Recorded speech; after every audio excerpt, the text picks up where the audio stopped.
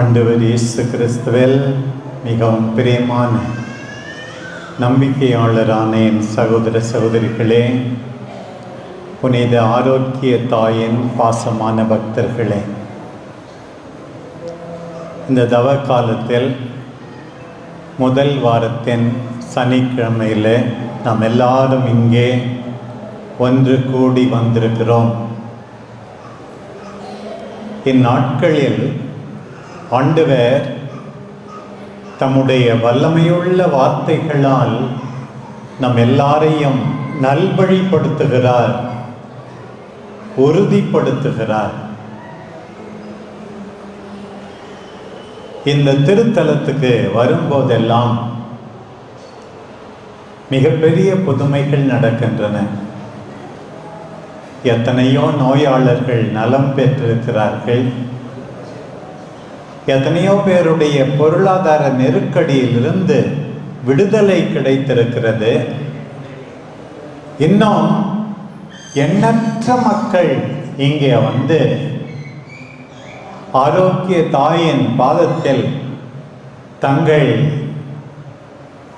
கவலைகளை, கண்ணீரை இறக்கி வைத்து ஒரு புது தெம்போடு, மகிழ்ச்சியோடு, நம்பிக்கையோடு இங்கிருந்து போகிறார்கள். எத்தனை பேர் கூடி வருகிறார்களோ அத்தனை புதுமை என்று நாம் சொல்ல வேண்டும். பிரியமானவர்களே, எல்லாவற்றை விட பெரிய புதுமை என்ன தெரியுமா? இங்கே வந்தவர்கள் முன்பு இருந்த நிலையை விட மனம் மாறி தங்கள் பாவத்தை விட்டு, கெட்ட பழக்கங்களை விட்டுவிட்டு நல்ல மனிதர்களாக திரும்புவதுதான். நம்முடைய அன்பு தாய் தன்னுடைய பல்வேறு காட்சிகளினுடைய இந்த செய்தியை சிறப்பாக சொல்லுகின்றார்கள். ஜெபியுங்கள், தவம் செய்யுங்கள், என் மகனுடைய வார்த்தையை கேளுங்கள், மனம் மாறி புது வாழ்வு தொடங்குங்கள். அதுதான் நான் சொன்ன மற்ற புதுமைகளை விட மிகப்பெரிய புதுமை. தவகாலத்தில் மீண்டும் மீண்டும் நற்செய்தியை நம்புங்கள், மனம் மாறுங்கள் என்ற செய்தி முதல் நாளிலிருந்து தொடர்ந்து ஒலித்து கொண்டே இருக்கிறது. உன் உள்ளம் உருகாதா? கனிவோடு, மென்மையோடு நீ உன் வாழ்க்கையை அமைத்துக் கொள்ள மாட்டாயா? ஆண்டவர் கேட்கிறார். நிறைய பெண் பிள்ளைகள், சிறுமிகள் இங்கே கூடி வந்திருக்கிறார்கள். ஒரு டிஇஓ சொன்னாங்க, இந்த காலத்தில் பிள்ளைங்களுக்கு என்னத்தை கற்றுக் கொடுக்குறீங்க? மார்க் வாங்கினா மட்டும் போதாது, அதை தாண்டி இந்த பிள்ளைகளுக்கு பணிவை கற்றுக் கொடுங்கள், துணிவை கற்றுக் கொடுங்கள், அதுதான் கல்வி என்று சொன்னார். அன்பார்ந்த குழந்தைகளே, எந்த சூழ்நிலையிலும் மனமுடிந்து விடாதீர்கள். என்னால் சாதிக்க முடியும். என் உயிர் கடவுள் கொடுத்த கொடை, என்னுடைய குடும்பம் உருவாக்கம் கடவுள் கொடுத்தது. துணிச்சலோடு உழைப்பேன், சாதித்து காட்டுவேன் என்று நீங்கள் வீறு கொண்டு திரும்ப வேண்டும். அது ஒரு புதுமை. இரண்டாவது புதுமை பணிவு, கீழ்ப்படிதல். அதைத்தான் இன்றைய முதல் வாசகம் நமக்கு எடுத்து சொன்னது. 3 முறை மீண்டும் மீண்டும் சொல்லப்பட்டிருக்கிறது. இங்கே இணை சட்டம் நூலிலே பாருங்கள், ஏற்கனவே 5ஆம் அதிகாரத்தில், மீண்டுமாக இங்கே 26ஆம் அதிகாரத்தில், யோசுவா நூலில் ஒரு நாளைக்கு இல்லை, வாழ்நாள் எல்லாம் இன்று இன்று இன்று. சில பேர் கோயிலுக்கு வர அன்னைக்கு மட்டும், திருத்தலத்துக்கு வர அன்னைக்கு மட்டும் நான் நல்ல பிள்ளையா இருப்பான்னு இல்லை. ஒவ்வொரு நாளும் நான் நல்ல பிள்ளையாக இருப்பேன், நல்ல மனிதனாக இருப்பேன்.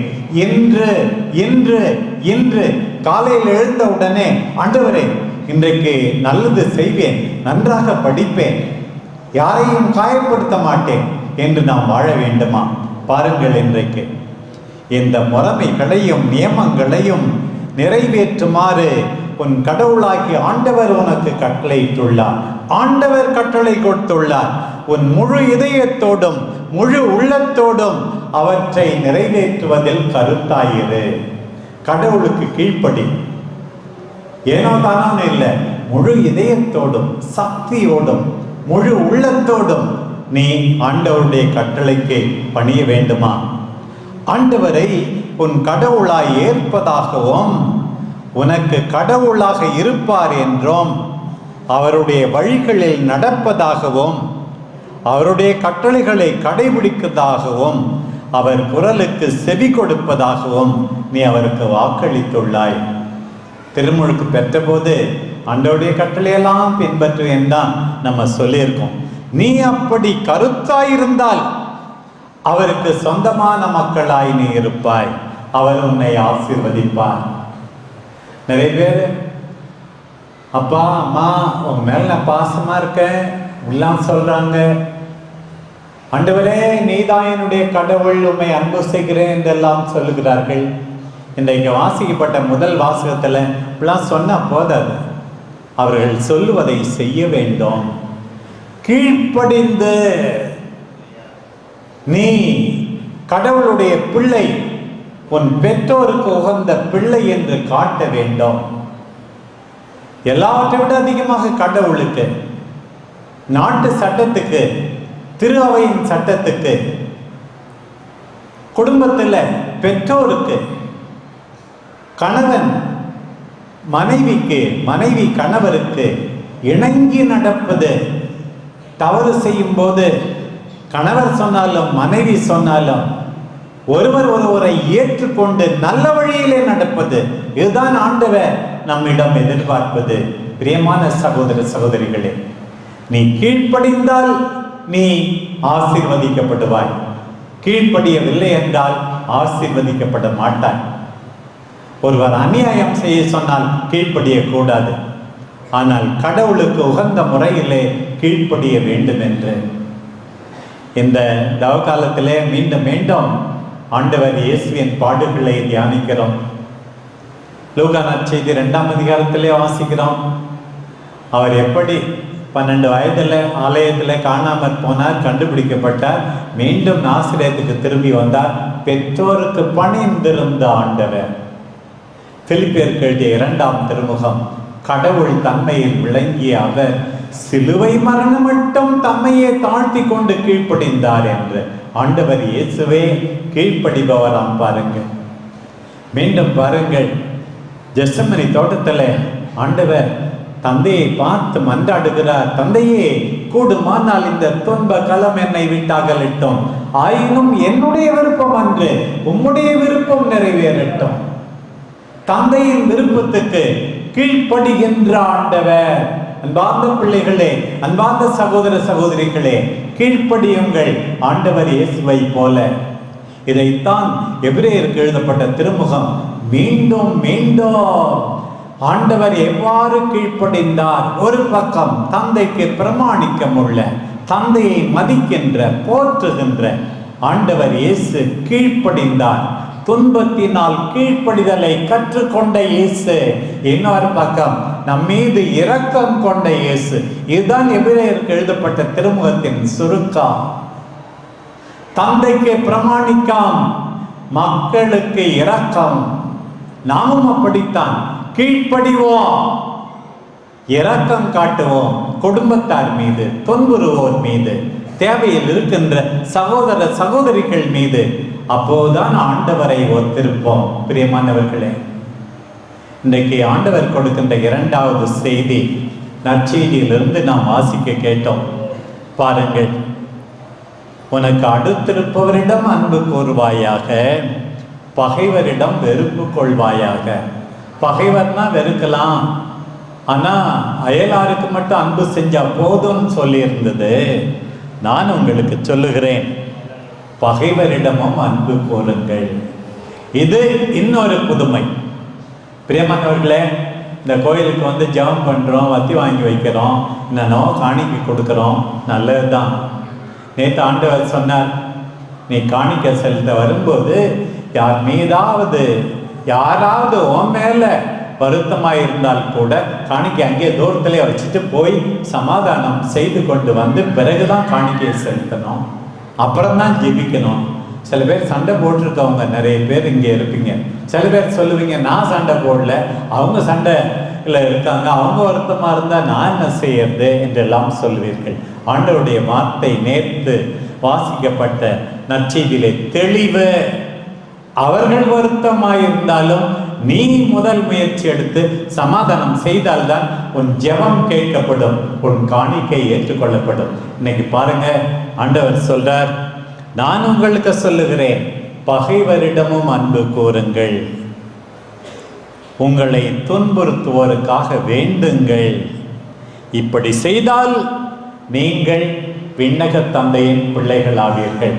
நான் சாமி பிள்ளை, வானக கடவுளின் பிள்ளைன்னு சும்மா சொல்லி ஏமாத்தாத. பகைவரிடமும் அன்பு செய்தால், துன்புறுத்துவோருக்காக ஜெபித்தால் தான் நீ கடவுளுடைய பிள்ளையா. பாருங்கள், அவர் நல்லோர் மேலும் தீயோர் மேலும் கதிரவனை உதித்தெழச் செய்கிறார், நேர்மையற்றோர் மேலும் நேர்மையுள்ளோர் மேலும் மழை பொழிய செய்கிறார். இந்த கடவுள் எவ்வளவு நல்லவர்!